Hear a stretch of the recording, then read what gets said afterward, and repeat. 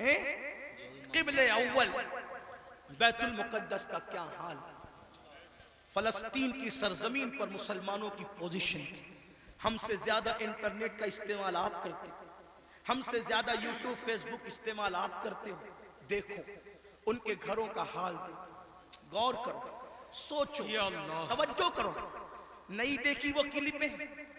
ایک ماں کے 2 بچے دونوں شہید ہو گئے، اس کی گود اجڑ گئی۔ میں یہاں جو مائیں اور بہنیں موجود ہیں ان سے کہنا چاہتا ہوں، کسی ماں کی گود کا درد ایک عورت سے زیادہ کون محسوس کر سکتا ہے؟ لیکن ہم کیا کر رہے ہیں پتہ ہے؟ ہم اتنا بڑا کارنامہ انجام دے رہے ہیں اس میں، فلسطین کے مسلمانوں کے اس میں، کہ جو ویڈیو اور جو کلپیں اور فوٹوز آ رہے ہیں بس ایک دوسرے کو گروپ میں شیئر کر رہے ہیں، دیکھو یہ ہو رہا ہے، یہ ہو رہا ہے۔ ان کے لیے کیا کیا؟ ان کے دکھ میں کہاں شریک ہو تم؟ بتاؤ۔ اللہ کے رسول صلی اللہ علیہ وسلم نے فرمایا مومن ایک جسم کی طرح ہوتا ہے، جسم کے کسی بھی حصے کو تکلیف پہنچے پورا جسم تڑپے گا۔ آنکھ میں اگر کچرا چلا جائے آنکھ روئے گی، دماغ مشورہ دے گا، ہاتھ حرکت کرے گا، پلان بنے گا، کچرا نکالا جائے گا۔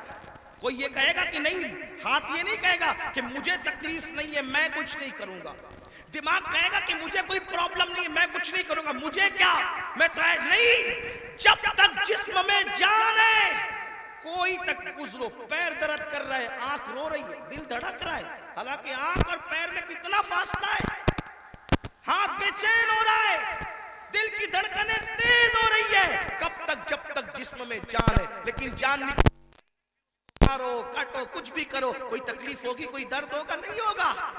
تو جب تک مسلمانوں میں ایمان ہے کسی بھی مسلمان کو دنیا کے خطے میں تکلیف پہنچے گی وہ تڑپے گا، وہ بے چین ہوگا، وہ بلبلائے گا، وہ بلکے گا۔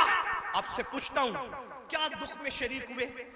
ہاتھ مت اٹھانا، لیکن اپنے آپ میں ڈوب کر سوچو کتنے مسلمان ہیں جنہوں نے فلسطینی مسلمانوں کے لیے اللہ کی بارگاہ میں رو رو کر دعا کی۔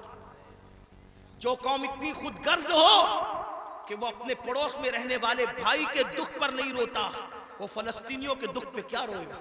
ان سے کوئی تمہارا رشتہ نہیں ہے؟ جن کی گود خالی ہو گئی، جن کے گھر ویران ہو گئے، آبادیاں قبرستانوں میں تبدیل ہو گئی، سوچو ان کے گھر کی چھت بھی ختم ہے، وہ بغیر چھت کے زندگی گزارے، جوان جوان عورتیں بیوہ ہو گئی ہیں، لاشیں اتنی لاشیں ہیں کہ پہچان نہیں ہو رہی ہے، دفن کرنے کے لیے جگہ کا معاملہ، کفن کا معاملہ۔ ایک لیڈیز کی 1 منٹ کی کلپ میرے کان میں آئی، میں پوری سن نہ سکا، تڑپ گیا۔ وہ کہہ رہی تھی انگلش میں کہ ہمارے چھوٹے چھوٹے فلسطینی بچے اب اپنے ہاتھوں پر نام لکھ رہے ہیں، اور اپنے ہاتھوں پر اس لیے نام لکھ رہے ہیں کہ ان کو ایسا لگتا ہے پتہ نہیں ظالم اسرائیل کی طرف سے کب بم برس جائے اور ہم مر جائیں تو نام ہاتھ پہ لکھ دے تاکہ ہمارے گھر والے اسی نام کی وجہ سے ہمیں پہچان سکیں۔ کوئی تعلق نہیں ان سے آپ کا؟ آج بھی مسلمان مسجد کو ویران کرتا رہے گا، آج بھی زنا کی فلم دیکھو گے تم، آج بھی چہرے سے داڑھی مڈا کر گٹر میں پھینکو گے تم۔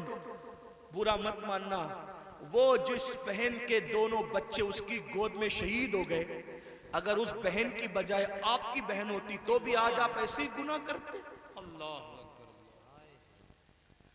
ان کی چھتیں جو برباد ہو گئی، اللہ نہ کرے، اللہ تمہیں وہ دن کبھی نہ دکھائے، فقیر کی دعا ہے، اگر ان کی جگہ تمہارے بھی چھتیں ختم ہو جاتی تو تم ایسے ہی دھینگا مستی کرتے، ایسے ہی عیش و عشرت کرتے؟ کوئی تعلق نہیں ہے ان سے، رشتہ بس اتنا ہی کہ وہ کلپیں بانٹتے پھرو گروپ پر۔ ارے کم سے کم یہ تو سوچا ہوتا کہ ہزاروں کلومیٹر دور ہم ہیں، ان کی کوئی مدد نہیں کر سکتے۔ میں تو پورے ہندوستان میں لوگوں کو، نوجوانوں کو کہہ رہا ہوں، جنگ فلسطین میں ہو رہی ہے، اس جنگ کو لے کر ہندوستان کا ماحول خراب کرنے کی کوئی کوشش نہ کرے، اپنے ملک میں امن رکھو، روڈ پہ نکل کر غلط نعرہ نہیں لگانا، حالات خراب نہیں ہونا چاہیے. کیا مدد کر سکتے ہو؟ آسان طریقہ، 1450 سال پہلے رسول اللہ نے ہتھیار دیا. الدعاء صلاح المومن، دعا مومن کا ہتھیار ہے. روڈ پہ نکلنے کی بجائے 5 وقت مسجد کو بھر دو اور ہر مسلمان گڑ گڑا کر فلسطینیوں کی مدد کے لیے اللہ سے دعا کرے، بیت المقدس کی حفاظت کے لیے دعا کرے اور ظالموں کی بربادی کے لیے دعا کرے. ہتھیاروں میں جتنی طاقت نہیں ہے اس سے زیادہ طاقت اللہ نے مسلمانوں کی دعا میں رکھی ہے. انشاءاللہ تم گڑ گڑاؤ گے، گناہ سے توبہ کرو گے، دعا کرو گے، انشاءاللہ فلسطینیوں پر اللہ کی مدد نازل ہوگی، بیت المقدس کی حفاظت ہوگی، ظالم کیفر کردار تک پہنچے گا. لیکن بڑی معذرت کے ساتھ نہیں آتے ہو نا، مسجد کی طرف نہیں آتے ہو، سب طرف جانا چاہتے ہو، مسجد کی طرف نہیں آتے ہو. پھر کہتا ہوں کتے سے سیکھ لیا ہوتا. جب کوئی کتے کو ڈنڈا مارتا ہے تو کتا چلاتے ہوئے کسی اور کے دروازے پہ نہیں جاتا، کتا چلاتے ہوئے اپنے مالک کے دروازے پہ آتا ہے. کتے کو پتا ہے کوئی مار رہا ہے، اگر مار سے مجھے کوئی بچا سکتا ہے تو میرا مالک ہی بچا سکتا ہے. مسلمانوں، دنیا تمہیں اتنا پیٹ رہی ہے، دنیا تمہیں اتنا لوٹ رہی ہے، کتا پیٹنے کے بعد مالک کی چوکھٹ پہ آ جاتا ہے. تم انسان ہو کر کب آؤ گے مالک کے دروازے پر؟ اللہ کے دروازے پہ کب آؤ گے؟ یاد رکھنا کل بھی اپنے مسائل کا حل اللہ کی چوکھٹ پہ تھا، خدا کے در پہ تھا. آج بھی اپنے مسائل کا حل اللہ کی بارگاہ میں ہے. پلٹ آؤ اللہ کی طرف. کہیں پناہ نہیں ملے گی، پناہ ملے گی تو اسی کی بارگاہ میں ملے گی. رجوع ہو جاؤ اس کی طرف. گناہ کر کے نہ کسی کو عزت ملی ہے نہ آپ کو عزت مل سکتی ہے. مجھے پتا ہے ان ہزاروں جوانوں میں کچھ ایسے سعادت مند چہرے مجھے نظر آ رہے ہیں جن کے دلوں میں واقعی امت کا درد ہے، قوم کا درد ہے. وہ پلٹیں گے، وہ توبہ کریں گے، وہ نادم ہوں گے. ہاں میری قوم کے جوانوں، ضرور یاد رکھو ہر دروازے پہ جا کر کے اگر انسان جرم کا اعتراف کرتا ہے، دنیا کی عدالتوں کا دستور ہے جہاں پر جرم کو قبول کر لو تو عدالتیں سزا سناتی ہے.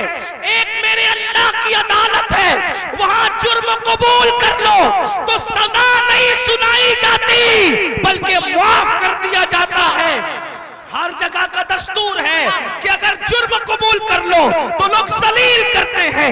یہ میرے اللہ کی شان ہے، جرم قبول کر لو تو یحب التوابین کا خوبصورت تمغہ گلے میں ڈال دیا جاتا ہے اور محبوب بنا لیا جاتا ہے. تو آؤ نا میرے بھائیو، اللہ سے دور کیوں ہو؟ وہ اللہ جس کا فرمان ہے کوئی میری طرف چل کے آتا ہے تو میری رحمتیں اس کی طرف دوڑ کر جاتی ہے. یاد رکھنا لڑکا لڑکی کے ناجائز تعلقات میں کوئی لطف نہیں ہے، یہ توائی ہے.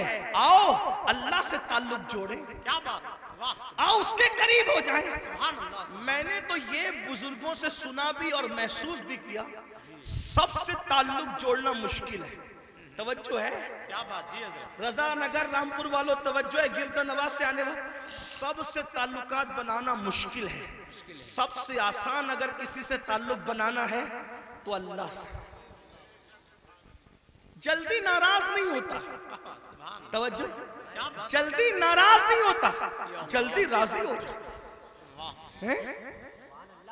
رب کو منانا بہت آسان ہے، لیکن یہ میری قوم کی جفاکاریوں کا ماتم کون کرے؟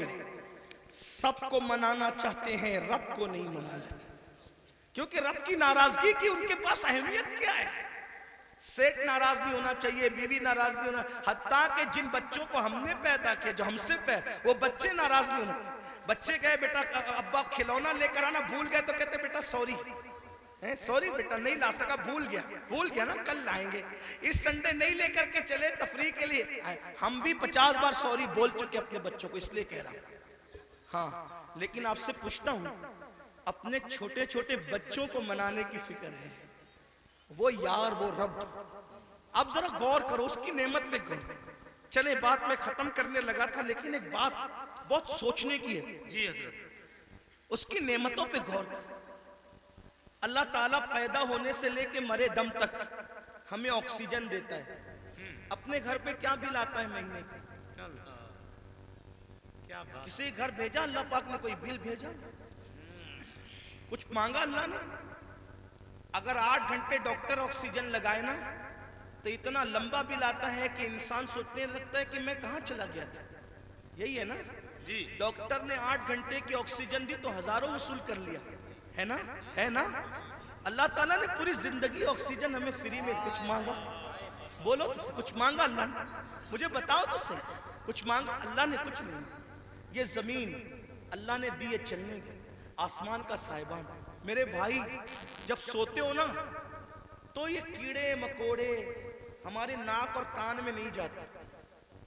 99% لوگوں کے کان میں کیڑے مکوڑے, حالانکہ کیڑے کی فطرت ہے کہ جب سوراخ دیکھے گا تو اس میں گھس جائے گا. کیوں نہیں جاتے پتہ ہے؟ 60 فرشتے ہر انسان پر اللہ نے حفاظت کے لیے مقرر کر رکھا ہے. ناک اور کان میں کیڑے بھی نہ جائے میرا اللہ بچاتا ہے. سوچو تو صحیح نہیں, غور کرو. گھر سے نکلتے ہو نا اللہ کا نام لے کر, 2 فرشتے حفاظت کے لیے مقرر کرتا ہے جب تک گھر پر لوٹ نہیں جاتے. ماں کے سینے میں دودھ کس نے پیدا کیا؟ پیدا ہونے سے پہلے اللہ نے. اور سینے میں دودھ پیدا کرنے کے بعد ماں کے دل میں ممتا بھی پیدا کی کہ اس کو پلا. اگر اللہ نفرت پیدا کرتا تو درجنوں عورتیں ایسی ہیں جو اپنے بچوں کو چھوڑ کے ہاسپٹل میں بھاگ گئی. اگر ہماری ماں بھی چھوڑ کے بھاگ گئی ہوتی تو عزت کے ساتھ ایسے بیٹھتے یہاں. تو اس ماں کے دل میں کس نے پیار دیا؟ خود سردی میں ہمارے پیشاب پہ سوتی رہی اور ہمیں گرم بستر پہ سلایا. کس نے پیار دیا اس کے دل میں؟ اللہ نے. کھڑے ہونے کی طاقت کس نے دی؟ جاؤ لنگڑوں سے پوچھو پیر کی قیمت کیا ہوتی ہے. جاؤ پوچھو. جتنی بے وفائی کرنا ہے میرے اللہ کے ساتھ کر لو, ایک دن اللہ کی عدالت ہے. اندھوں سے پوچھو آنکھ کی قیمت کیا ہوتی ہے. اگر اللہ آنکھ چھین لے اربوں خربوں روپے بھی دے کر کے تم اخیارے نہیں ہو سکتے. اسی کی دی ہوئی آنکھوں سے اسی کی نافرمانی اس کے نبی کے دل پہ کیا گزرتی ہوگی؟ سوچو تو صحیح. جا کر کے پوچھو زبان کی قیمت کیا ہوتی ہے, جس کی آواز نہیں نکلتی, جس کو منہ نہیں ہے. اتنی ساری نعمتیں لے کر بیٹھے ہو, پھر اس سے